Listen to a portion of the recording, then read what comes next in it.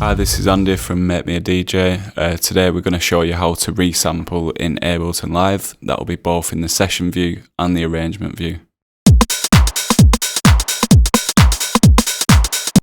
Okay, so we've got our loop there that we want to record in to a new track. We're going to go over to our first available audio track, head to the input section and select resampling mode. Then we're going to head down to the bottom of the track, hit the record arm button, then go to the top of the audio track, hit record.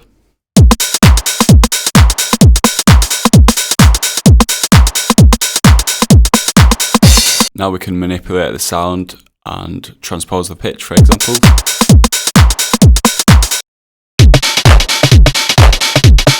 Now we're going to head over to the arrangement view and show you the exact same but in this view.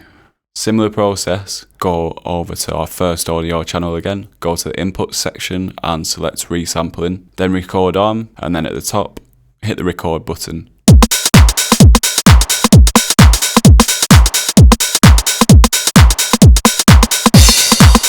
Okay, and that's bounced down now onto the new track, and you can manipulate that however you'd like to as well. I'll be following up with another video to explain how you can get the best out of resampling and some creative ideas to use with it.